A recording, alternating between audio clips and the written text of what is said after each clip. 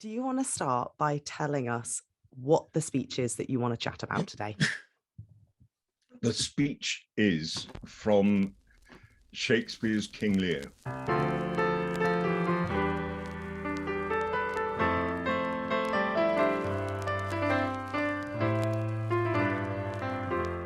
The speech that I love so much is a speech where Cordelia and her father are being dragged off to prison. And Cordelia, as any young person, is protesting wildly against her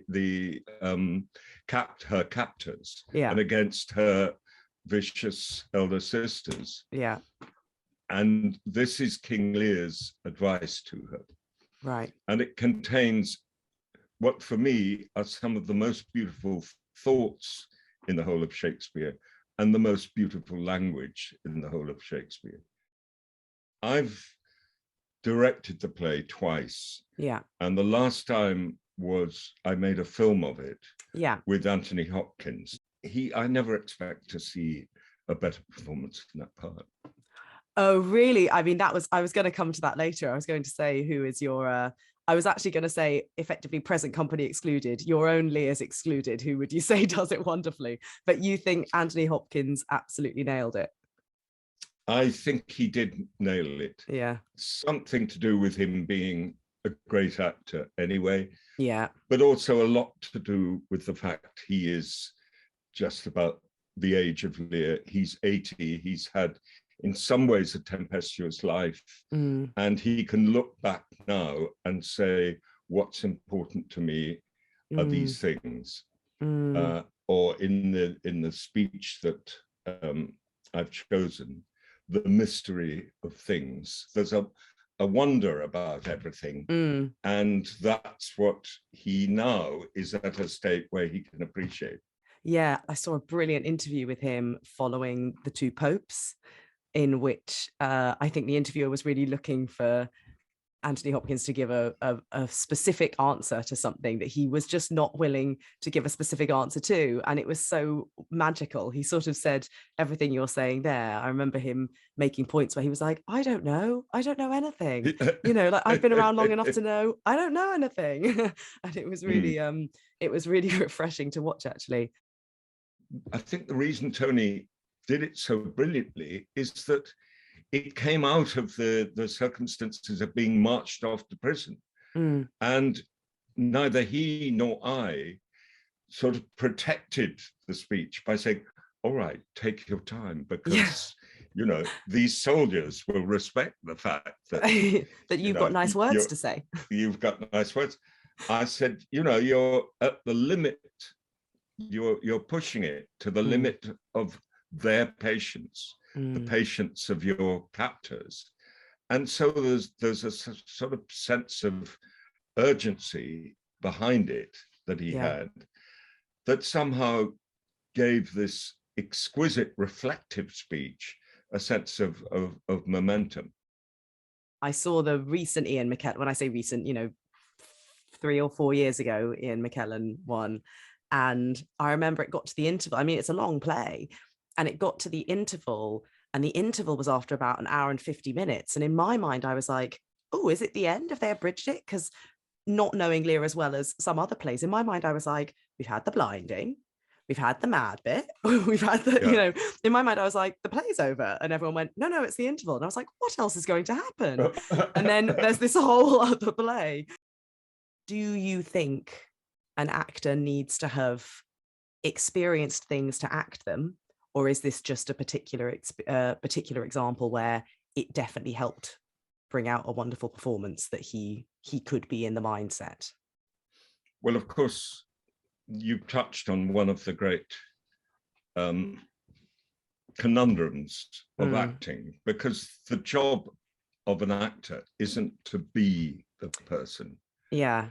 It's to imagine what the person is like and put yourself in the position of the person, the character you're playing, and then simulate that person. You're not being that person, you're pretending to be that person. And if you're really good, then the audience will think, they'll suspend their disbelief. You become that person.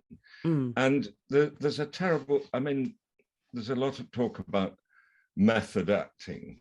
And there is no method except the method of every actor, which is singular and distinct. And some people need a lot of aids to reach their performance.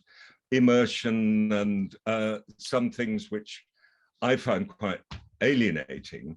And I think, you know, please, why are you making it so difficult for yourself? And there are other actors. I mean, I've just been working on a film with Judi Dench. I was about to say, I mean, she's the queen of the other way round, isn't she? She is, and effortlessly, you see her, you talk about a scene, and then you're about to go, and you see her becoming the character.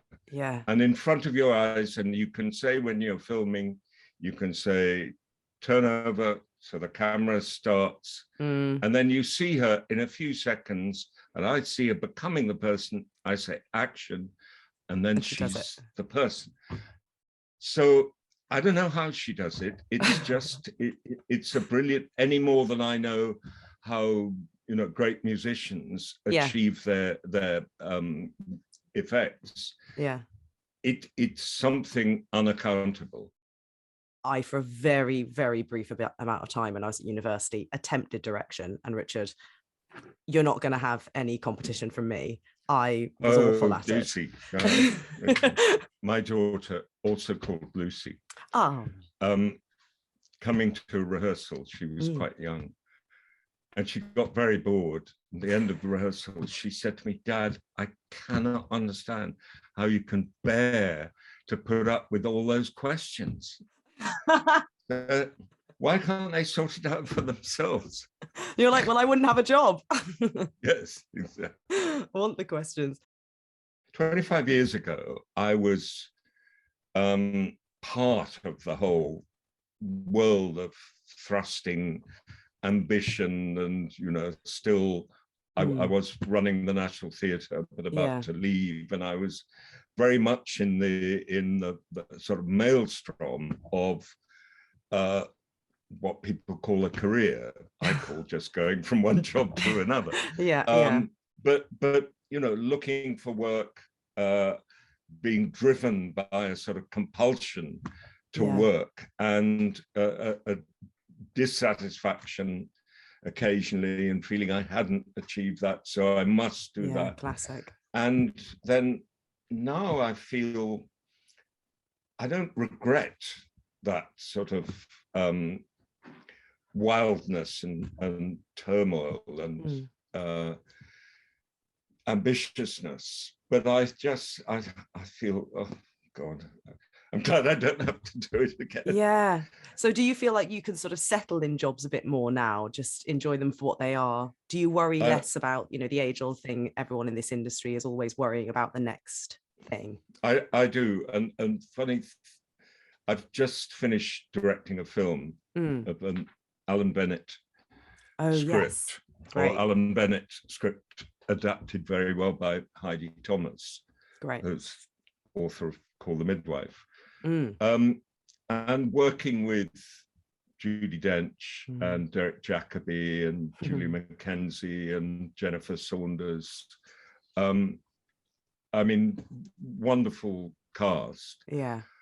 And I found, sort of for the first time making a film, I thought I don't have to be so anxious about everything. I felt oddly calm day after day, although we were threatened by COVID and being tested every day. I thought, okay, I know what I'm doing. No, I don't have anything to prove. I'm working with these wonderful actors. I'm working with a great crew. Yeah. All I have to do is just say, well, this is what we're going to do, and discuss it, and we do it. Yeah. Without being in a state of perpetual agony. Great. So 78 is the dream age, Richard. That's when it's all going to feel easy. In some ways it gets easier. Yeah. It really does. And obviously the price you pay is that physically you decay. But I do feel there's a sort of, you acquire a sort of grace.